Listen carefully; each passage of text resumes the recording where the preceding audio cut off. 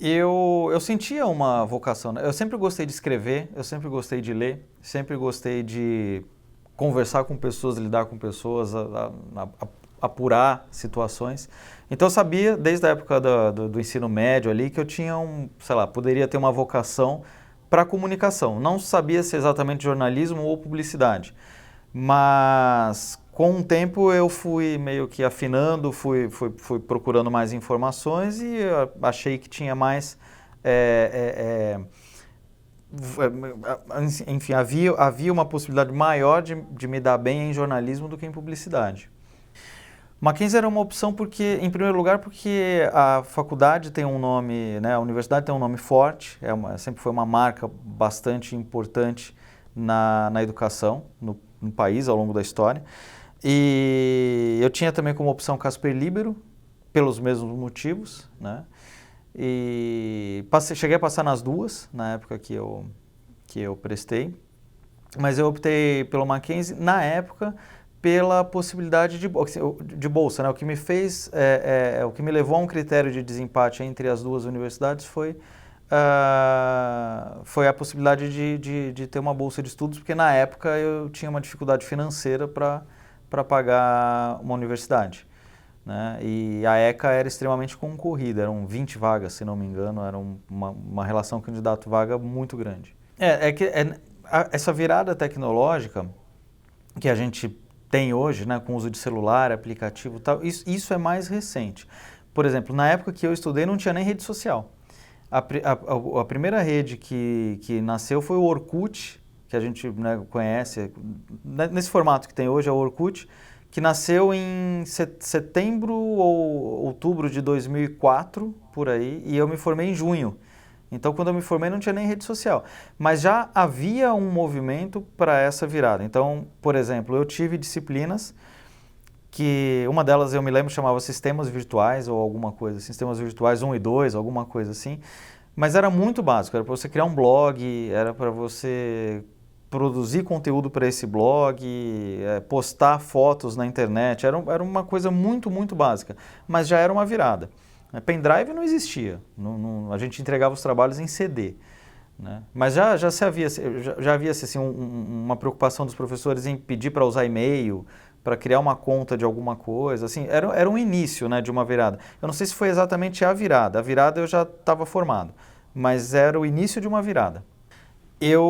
Logo que eu me formei, eu fiz estágio no Ministério Público, né? Então eu costumo brincar que era um trabalho de assessoria de imprensa às avessas, né? Porque uma assessoria tradicional você tenta incentivar as pessoas a conhecerem o produto ou alguma coisa assim. No Ministério Público você tem que, às vezes, até meio que explicar para o jornalista que existe um segredo de justiça, nem tudo pode ser falado, mas enfim, foi uma experiência legal. Conheci o âmbito jurídico, que é uma coisa que poucos jornalistas conhecem, isso me credenciou algumas coisas legais depois, futuramente. Mas eu me formei, não consegui ser efetivado, porque é um cargo público, precisaria ter concurso, precisaria esperar um edital de abertura para concurso, e então eu saí de lá, e um mês depois de formado eu entrei numa agência internacional, que é a ANSA, uma agência italiana. Eu fiz agência internacional 3 anos e meio, por aí.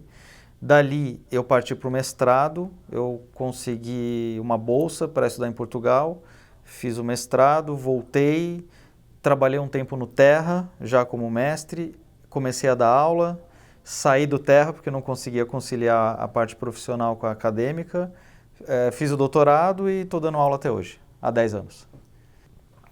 As duas coisas, acho que 50% para cada. No ensino médio, é natural você ter, ensino fundamental e ensino médio, é natural você ter admiração em algumas aulas, né? Como essa professora ensina bem, como esse professor explica bem. Então você já cria assim uma certa afinidade com a carreira, né? Você às vezes até se projeta, nossa, se eu desse essa aula, como é que seria? Isso lá atrás, né? Na faculdade eu já tive um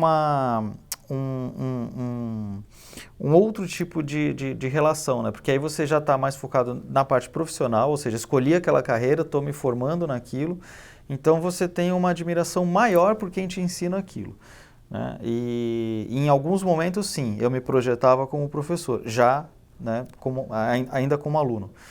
Mas, enfim, a vida vai te levando, eu fui para redação, depois fui estudar, e aí entra a parte do aconteceu. Porque quando eu me formo e vou para redação, é algo que eu deixo de lado. Falo, bom, beleza, né? Não, sou jornalista, vou trabalhar como jornalista, como repórter, enfim. E aí quando eu faço o mestrado, volta, né, essa vontade. E aí, tô aqui.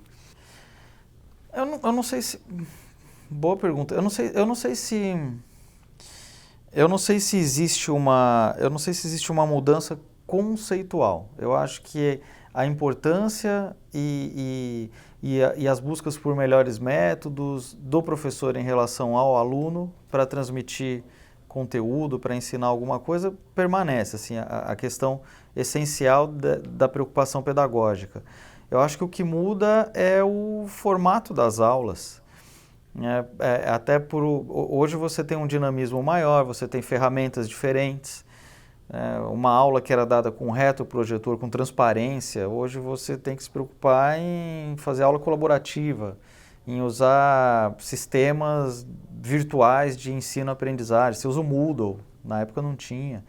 Usa um Google Drive, abre um arquivo, uma planilha Google e todo mundo edita junto um texto em tempo real.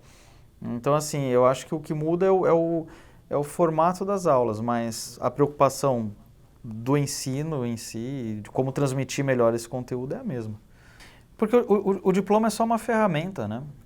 Eu acho que é importante para você ter a sua formação humanística da profissão e técnica, mas a verdade é que as redações continuam procurando e se interessando por profissionais formados numa universidade, né? Que tenham passado por uma academia. Eu, como editor, não contrataria um jornalista, um repórter que não tenha feito faculdade, por melhor que ele seja tecnicamente, porque eu sei que ele vai ter uma deficiência na formação humanística. Eu estou falando de filosofia, eu estou falando de história, eu estou falando de geopolítica, eu estou falando de disciplinas que um profissional simplesmente técnico não tem, né?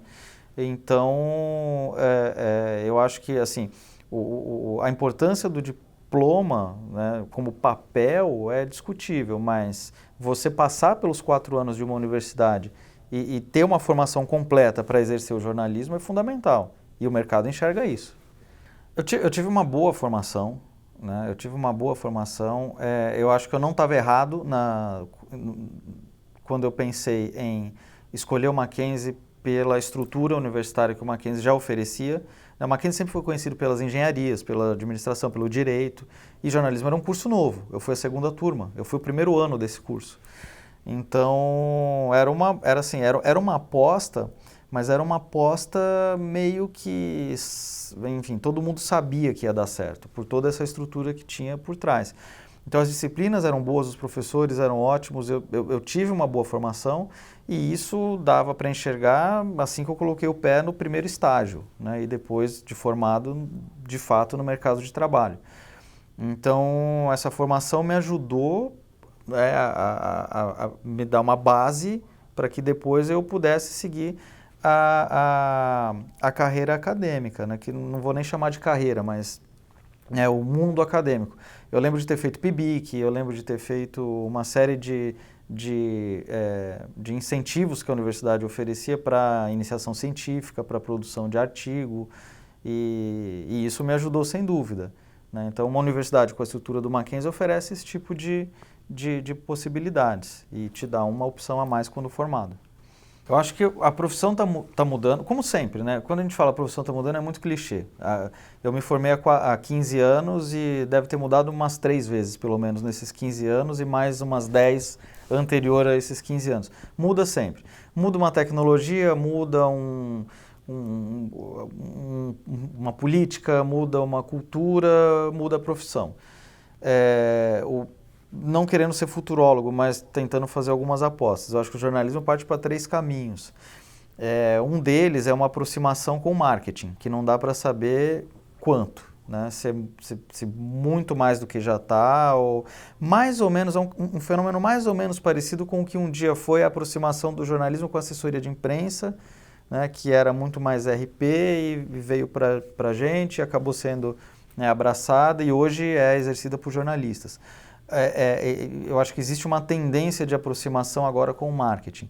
Uma outra é uma expectativa para se produzir mais, em quantidade maior, grandes reportagens. Reportagens mais de fôlego, para publicações semanais. Né? Eu não vejo muito futuro, por exemplo, para impresso diário, mas eu acho que o impresso semanal sobrevive muitos anos ainda. Existe uma aproximação com a informática, jornalismo de dados, questão de algoritmo, conteúdo. Então eu acho que o profissional que antes se preocupava em aprender a editar vídeo, editar imagem, editar texto, além de entrevistar, escrever, hoje ele tem uma preocupação em aprender também um pouquinho de programação, um pouquinho do mundo do marketing, e isso faz dele hoje um profissional mais completo. É isso que ele vai usar, sei lá, nos próximos 5 anos.